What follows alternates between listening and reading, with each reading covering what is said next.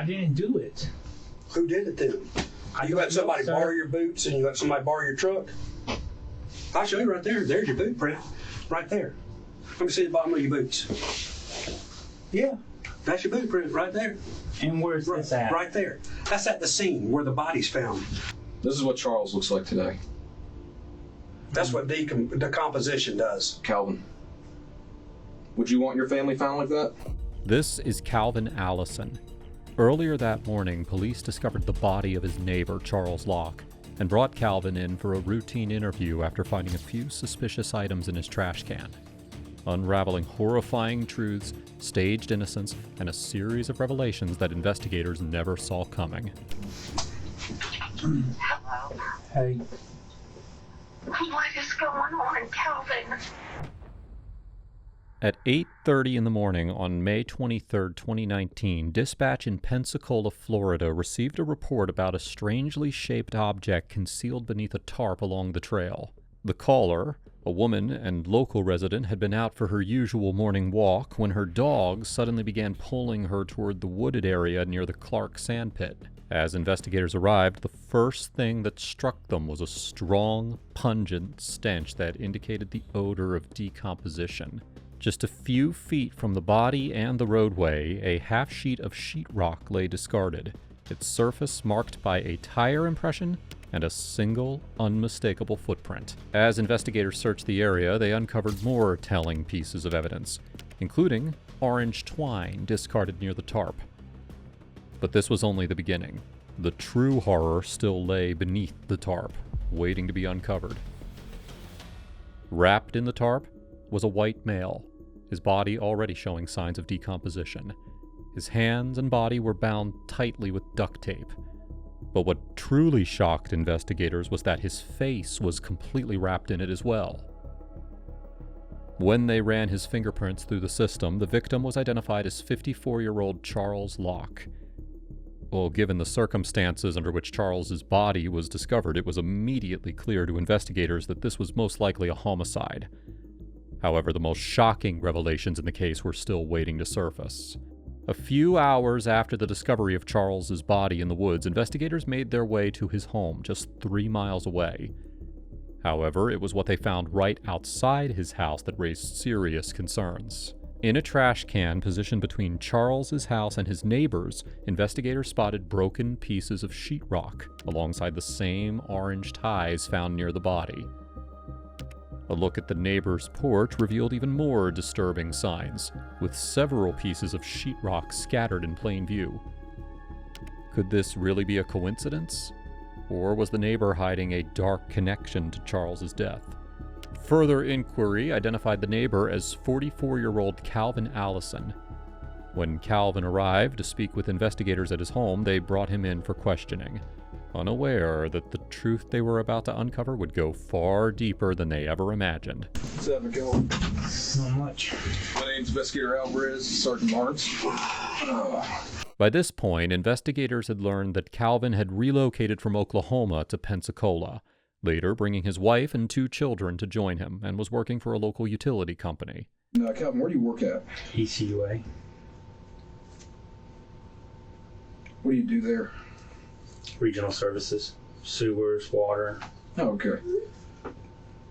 You like working there? It's a job. I feel you. I gotta convince myself every I'm on morning. 3 to 11 tonight, and tomorrow night's my last night of 3 to 11, then I get to go back to days. I've been on it for a month now. Oh, I did midnights for, 4 years. I'm sure he has too at one point or another. But, let's see, midnights, like I said, 10 o'clock to 4 o'clock in the morning. That was honestly, 8 in the morning was harsh, man. So I understand crappy hours. At the start of the interview, Investigator Alvarez and Sergeant Barnes spend some time asking routine, everyday questions to help Kalvin feel at ease and establish rapport before bringing up Charles. How long have you known Charles for? We met him a little bit after we moved in. We talked to him a couple of times, but then we didn't really start talking to him until when his wife left him. And he came over, and my wife's... I'm sorry, when did his wife leave him, by the way? year and a half ago. Okay. And his sister, Crystal, will be able to tell you everything, like the exact dates. But, when you said he had strokes, after she left him, she went to Texas. Later investigation would reveal that Charles had divorced his wife after 17 years of marriage and had suffered a stroke and an accident that left him partially impaired with difficulties in speaking. Or did you guys go over there frequently to see him, or were those about once a week, we would take him a plate if we cooked out, but he would come over sometimes to sit down. He came over for Thanksgiving and Christmas dinner. Last time you had seen Charles?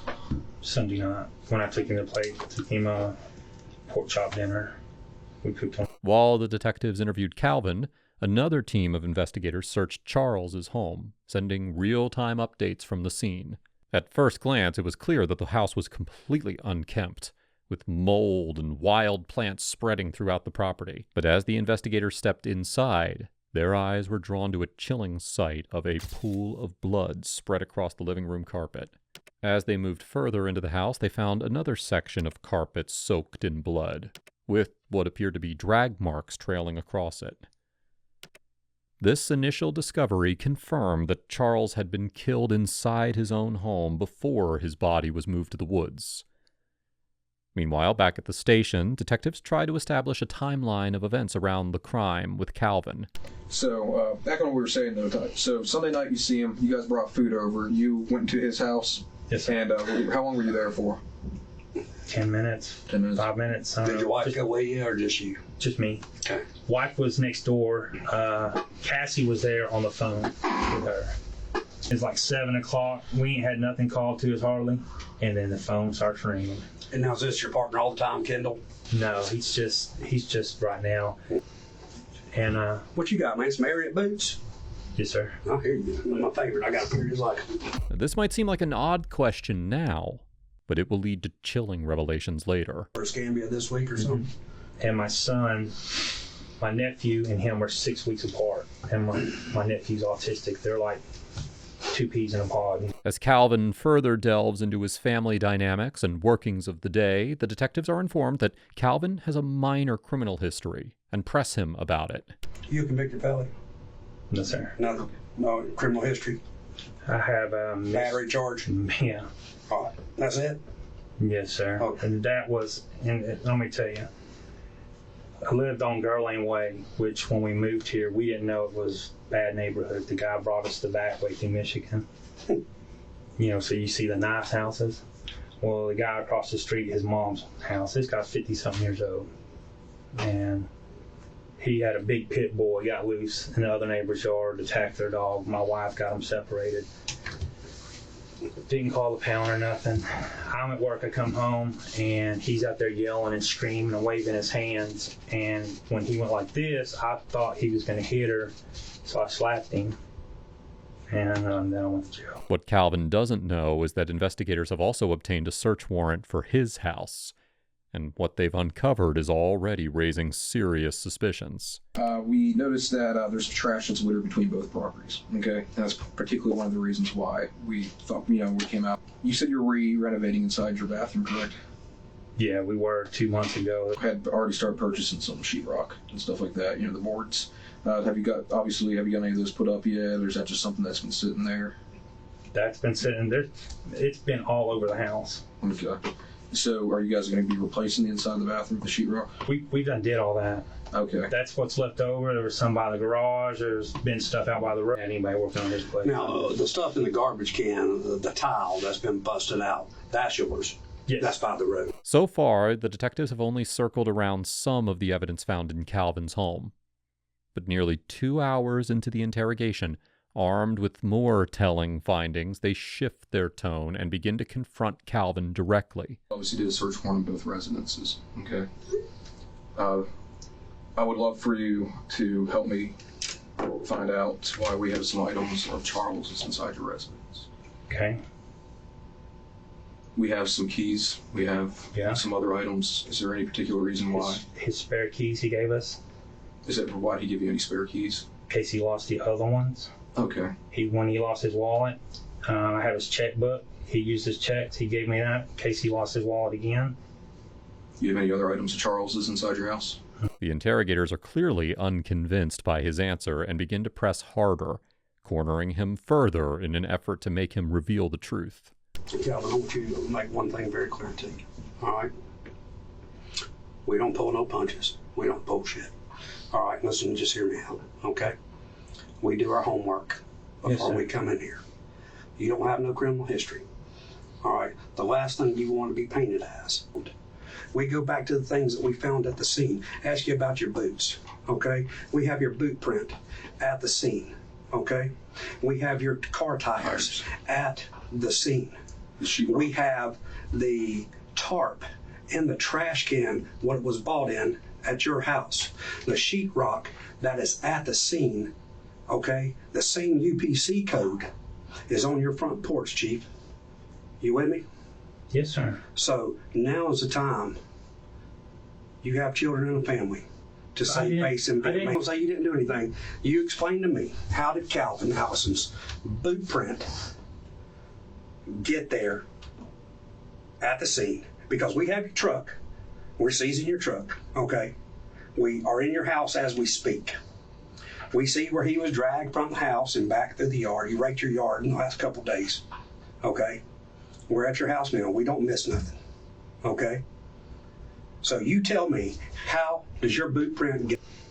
And, What you got, man? Some Marriott boots?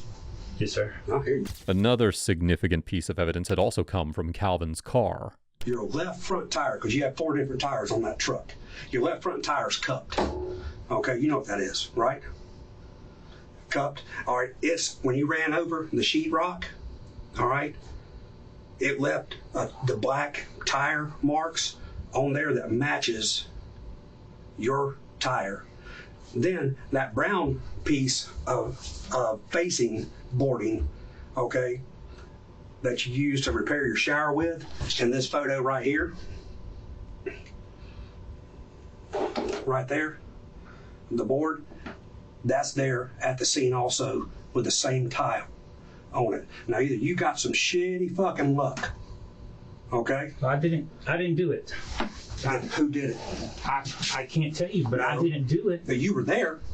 I wasn't there. Calvin, if you're aware, but where Charles was found, there's one camera, there's one way in, one way out of that place. And one of the neighbors got a camera sitting right on that road. And you're familiar with it because your friends live off of Sorrent. And it's just on the other side of Sorrent. All right? Because let's see here. This is where your checkbook, let's go right here. This is where the checkbook and the keys are found. Okay? So there's a checkbook of his. All right? Mm-hmm. So, all right, we go to there. There's the tarp. That matches up. That Ozark Trail. And as Calvin tries to explain away his innocence, the steady stream of damning evidence arriving on Sergeant Barnes's phone tells a different story. One of those revelations in particular prompts the sergeant to form a plausible theory. I'll tell you what I think. This is what I think. I think you're a good person. I think you're a family man. And I think Charles has helped y'all out at some point in time, just as y'all's helped him. All right? But Charles has a little fetish that a lot of people don't know about. You know, you can't miss it because if you walked in his house, can't miss it. He's a cross-dresser. Got fake boobs, got dresses, got all kind of stuff. I think Charles come on to you. No. And shit went bad. If that's the case, I can buy that. And if shit went bad and you got a guy that has homosexual tendencies and you're not a homosexual and he puts his hand on you. That never happened. Okay, then man, I'm telling you, I'm all ears. I'll take. You need to know what happened. You tell me, how did all the things I just showed you? I've showed you some of my cards. Okay, duct tape. That duct tape, that's going to seal the fate because of the way duct tape is. Okay. So you tell me then how all those items I just laid out to you got there 5 feet away from the body. I'm listening. We need a story, Calvin. Did somebody borrow your boots? No. Understand as we sit here, these type of situations get worse and worse, okay? And what we do for a living is, like I said, is bring justice, okay? He has a family, he has sisters, he has kids, okay? Yes, sir. You have kids, you have a family. Yes, you understand sir. if you were put in the same type of situation, how bad it would be and how heartbroken you would be. Yes, sir. Especially the way he was found. Yes, sir. I need to know what happened over there, Kalvin. Well, I don't know. Said, do you want to go out with your children thinking that you're a monster? Or do you want to go out to say that we owned up and you want to tell us what happened over there? Well, I didn't do anything, so, I mean... This is what Charles looks like today. That's what decomposition does. Kalvin, would you want your family found like that? No. Sister can't even have a funeral for him because he can't have an open casket. They can have a funeral, but no open casket. By now, the interrogators are certain that Kalvin is involved. But what they still don't have is the motive or the story behind the crime. As he continues to tirelessly defend himself, investigators begin calling out his lies one by one. By the way, if you're finding this video interesting so far, do us a favor, hit like and hit subscribe and help us get to 1 million subscribers. Now, let's dive back in. Okay. Where did this happen? Where do you think it happened? I don't know. You said it was in his house. What was in his house? You just said he was drugged out of his house. I said you can see where he was drugged through the yard, and you raked your yard because he was drugged out the back. And it looks like that's what you just said. Right. Did you not rake your yard? Yes, I told him. I've been cleaning the never pool told up. him. You never told me you were right that. there. Yes, I did. At the very first, when we asked about when I told you about the pool, and I said, been raking and it's been watering, and the grass isn't growing. You told me there was a part in the back that doesn't grow, but you never told me you're raking. You said you just moved that thing, moved the pool over. Yeah, and I said I've been raking and watering, and I can't get the grass to grow. As Sergeant Barnes steps out to verify yet another lie about Kalvin's alibi, Investigator Alvarez leans on the rapport he's built, pressing Kalvin to finally reveal the story. They called us a leak out there. We went all the way down into it, and there's a big thing that says contaminated, right? Mm-hmm. I would like to know what way it went down, okay? Because if he did something to try to hurt you, that's how we have to figure it out. But you have to understand is that we have to know the story. We have everything leading up to it, but we don't have the story. And I would hate for all this to go bad south because we don't have a story and a way for you to tell your side of it. Okay? I mean, that's just the simple truth behind it. I need your side. Well, I didn't do it, so, I mean, I didn't do anything to Charles. More than 2 hours into the interrogation, a crucial piece of evidence surfaces in the medical report. The cause of death was a combination of blunt force trauma and asphyxiation. Shockingly, it wasn't the blow to the head that killed Charles, but the duct tape over his mouth that slowly suffocated him. These incidents happen, okay? Like I said, I don't think you're a bad person. I just think it was an accident. I think maybe that when it happened, you got nervous. This has never happened to you before because you're not a violent person. And I think that just mistakes were made down the road. Things that could have been, resolved the minute it happened. But I think you got scared. And when you got scared, I think you made an irrational decision and tried to take care of it. I just want to know what led up to it and why it happened. Look at me, Kalvin. Your story is important. This story will be important because you got to think about your children and your wife. You got to think about, does Kalvin have a chance if he doesn't tell his side of the story? And Kalvin had a beautiful opportunity to tell a side of his story. And once again, as Investigator Alvarez appeals to Kalvin's emotions, the tactic finally begins to break through. I need to know what happened, Kalvin. Otherwise, we're in a bad situation, buddy. Charles, I know, had some weird habits and stuff. I need to know, did it have anything to do with that? No, listen to your boss, okay? Kalvin, look at me. Tell me what happened, buddy. I ain't here to fucking mess you up or anything, man. I need to know what happened over there.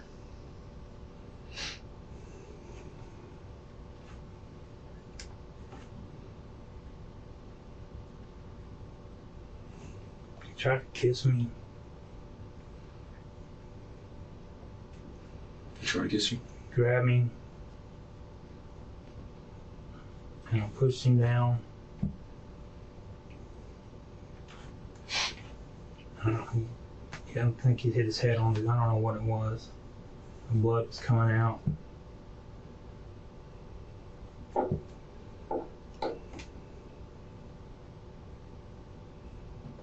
It's okay, Calvin.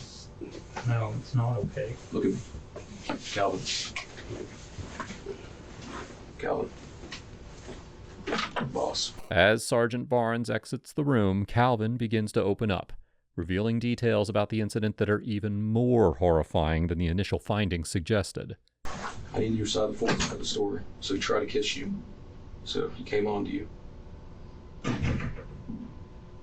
He hit his head. He started bleeding. I didn't know what to do. Just got nervous. Embarrassed. Why would he do that to me?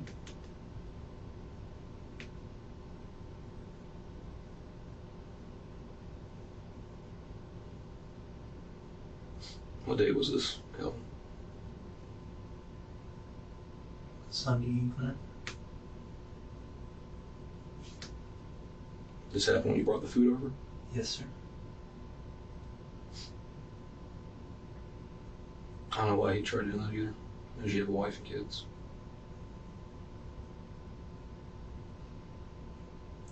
Did Charles die instantly? I'm not sure. Did you just leave? Yes, sir. I waited there about 5 minutes. He was twitching. Then I left.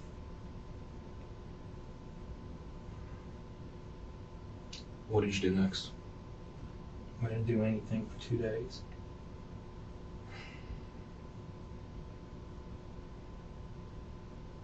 I didn't know what to do. I understand you were scared. You know what I mean? I get it, man. Calvin, you're not by yourself here, okay? Oh, my life is over. Calvin, look at me. And then my kids are... Calvin, in the back. What time did you take him down there? I don't know. It was in the evening. In the evening? Were your kids gone already at this point? Yeah. Why didn't you? I panicked and ran. Went home. Did you tell your wife? She doesn't know.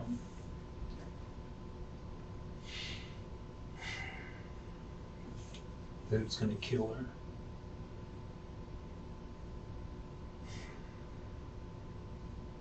She doesn't know anything about this. She wasn't involved at all.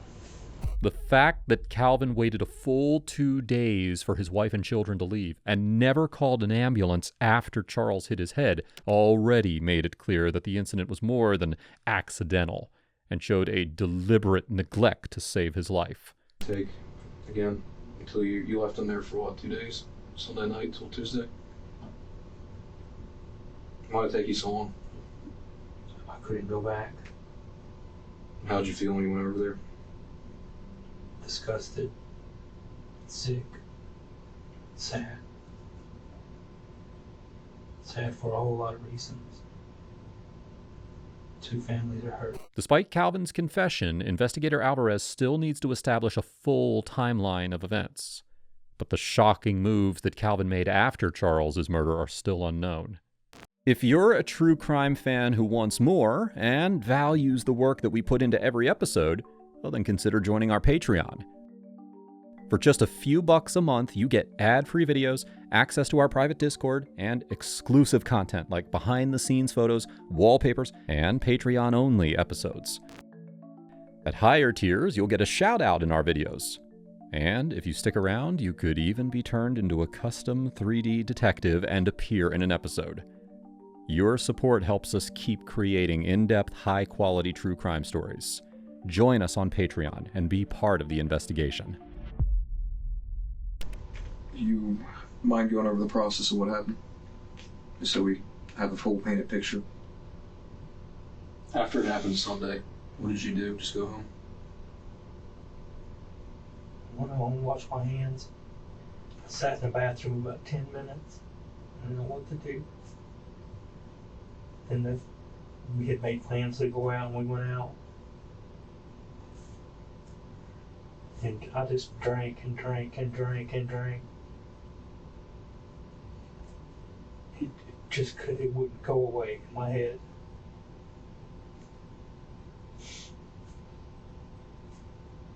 When you came home? Stayed up for a while and went to sleep. Got up, did my normal thing with the kids, took them.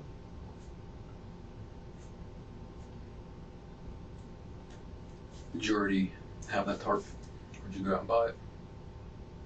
We bought it. I guess because it's always from Walmart. Yeah. From Charles over to that area. Last night. So last night. You used your truck, correct? Yes, sir. Did you at any time use Charles's truck? No, sir. Truck, the drywall was there, obviously. And the inside of the bathroom, the tiling, was that left there accidentally, or did that slide out? Like, Set it out on the side. set it out on the Just side? left it. Did you just forget to pick it up? Didn't think to do it. I wasn't thinking. Investigator Alvarez then asks a crucial question that had been weighing on his mind ever since the moment Charles's body was found. There was one thing that caught our curiosity. Charles was bound. You know what I mean? There was tape around his mouth, there was tape around his wrist, and his hands were behind his back, and his legs were bound.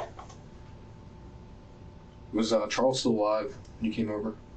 No. Why'd you do that? I couldn't get him to roll up. I had to use that to roll him up. Why around the mouth? I don't know. Did you check if Charles was breathing at all? He wasn't breathing. He was already. This led to a major and disturbing revelation from medical examiners. Charles was still alive when Kalvin wrapped the duct tape around him, which is why the tape ultimately suffocated him to death. And yet, more unsettling details, revealing another blow to Kalvin's innocence, were still days away from being uncovered. After more than 3 hours of interrogation, investigators allow Kalvin to speak with his wife. Hello. Hey, What is going on, Calvin? I did something bad. Why? I took him the food. I'm gonna set it down in the kitchen. He made a pass at me and I pushed him and he fell. Hit his head, blood went everywhere, and I panicked. Why would you not say something? Like, it was an accident, Calvin? I don't know, Wendy, I panicked. Calvin. I know, I don't know, Wendy, I'm so sorry for what I'm putting you and the kids through.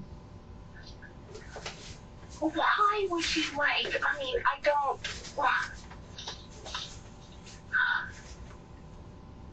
I'm so sorry.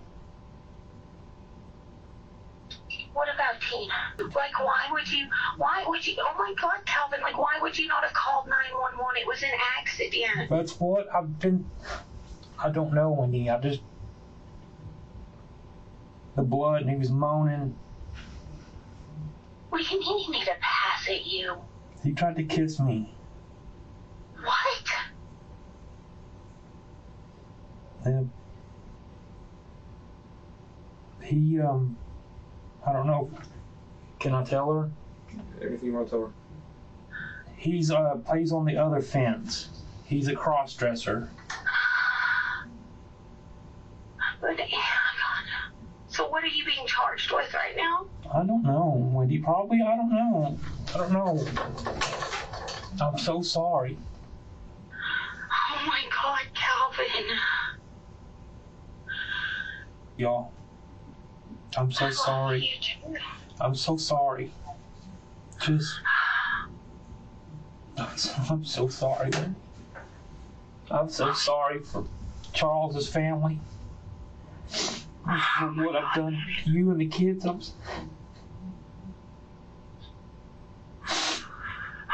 God, I love love you. I'm gonna. Listen. I love you.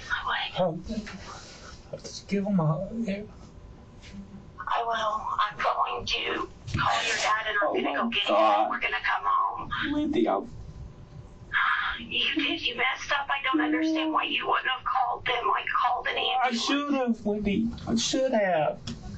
Yes, you should have, Calvin. I understand being scared, but I mean, accidents happen. This could have, I mean, oh my God, this could have been avoided. In the days following Charles's murder, investigators discovered that Calvin had withdrawn money from Charles's bank account, further implicating him and casting even more doubt on his claims of innocence. After nearly 4 hours of interrogation, Kalvin Allison is arrested on the charge of second-degree murder. Oh, let's stand on that. Turn around, put your hands behind your back for us.